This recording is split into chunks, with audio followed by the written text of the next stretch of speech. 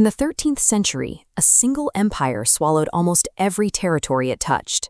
The Mongols built one of the largest contiguous empires in human history, wiping out armies with such precision that neighboring kingdoms considered them a force of nature. So what happens when a military machine universally accepted as unstoppable finally crashes into an army willing to hold its ground? Under Genghis Khan and his successors, the Mongol expansion was systemic and relentless. They pushed aggressively outward from their homeland, crushing massive defensive borders across Asia and extending their reach deep into Eastern Europe. Their military effectiveness was born on the wide, open expanses of the Mongolian steppe. Mongol soldiers were highly mobile horseback archers who could outmaneuver heavy traditional armies, striking quickly and vanishing before a counterattack could form. Over decades of victory, this battlefield supremacy hardened into a psychological weapon. Enemies often broke rank before the battle even began, paralyzed by the belief that Mongol forces were completely invincible. By the 1250s, Hulagu Khan directed this war machine into the Middle East. He systematically dismantled local powers, culminating in 1258 with the siege and total destruction of Baghdad, one of the largest and most advanced cities in the world. The fall of Baghdad sent a political shockwave across the region. Ancient centers of power dissolved, leaving the Mamluk Sultanate in Egypt fully exposed as the last major power standing between the Mongols and the African continent. The men leading Egypt were Sultan Qutuz and his commander, Baibars. They were not royalty by birth, but hardened commanders who understood exactly what the Mongol advance meant. There would be no favorable surrender. They were facing total annihilation. To survive, they relied on highly regimented troops. Mamluk soldiers trained obsessively in martial arts, archery, and cavalry tactics from a young age. Equipped with advanced heavy chainmail and reinforced shields, they presented a dense, heavily armored counter to the light, rapid strikes of the Mongol cavalry. The Mamluks were a strictly military society. They possessed the exact logistical and tactical discipline required to intercept a highly organized enemy. In 1260, a sudden political shift disrupted the invasion. The death of the Great Khan in Asia forced Hulagu to pull the bulk of his forces east to settle succession disputes. He left his top general, Kitbuqa, in the Middle East with a reduced but still highly lethal Mongol army. Rather than trapping his army behind the walls of Cairo and waiting for a protracted siege, Sultan Qutuz took the initiative.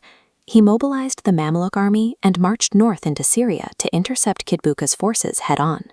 The two armies converged at a specific geographical choke point known as Ain Jalut, or the Spring of Goliath. The location was chosen carefully. Ain Jalut is a narrow valley bordered by steep hillsides. This confined terrain severely restricted lateral movement, neutralizing the standard Mongol tactic of sweeping around the flanks of a rigid enemy line. The valley forced a straightforward, head-on collision. It was the physical door protecting the route to Egypt. The combat began with absolute ferocity. Kitbuqa ordered his Mongol cavalry into a devastating initial charge, pouring arrows into the Mamluk formations as they closed the distance. Commander Baibars positioned himself at the front, leading the Mamluk vanguard. His heavily armored units absorbed the massive kinetic impact of the first wave, holding their ground long enough to execute the next phase of the plan. Baibars then initiated a highly disciplined feigned retreat. The Mamluk vanguard abruptly broke contact and began galloping backward, kicking up blinding clouds of dust as they appeared to flee the battlefield in panic. Confident in the established pattern of Mongol victories, Kitbuqa took the bait. He pushed his troops deeper into the valley, stretching his formations thin as they sprinted to run down the retreating forces. Once the Mongols were fully extended inside the choke point, the Mamluks sprang the trap. Hidden cavalry units stationed in the hillsides charged down, slamming into the exposed Mongol flanks and completely surrounding Kitbuqa's army. The Mongols fought back viciously, nearly breaking the encirclement. Seeing his lines waver, Sultan Qutuz threw off his helmet so his men could see his face and charged directly into the center of the fray to rally his troops. The heavy pressure finally shattered the Mongol position. Kitbuqa was killed in the fighting, and his surviving soldiers scattered, attempting to flee the valley.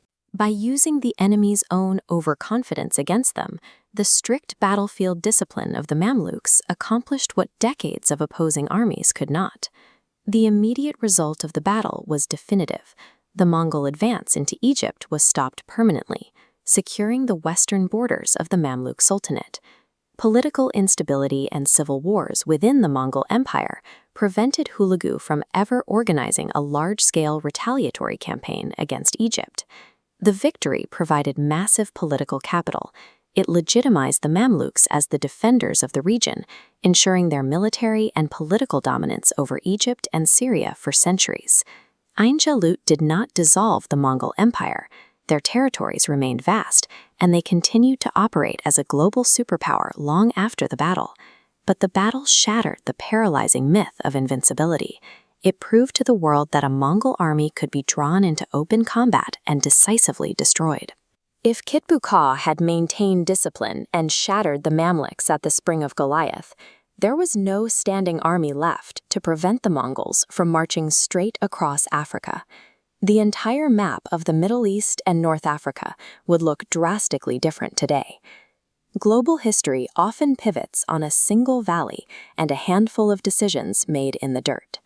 Subscribe for more hidden stories and forgotten battles from history.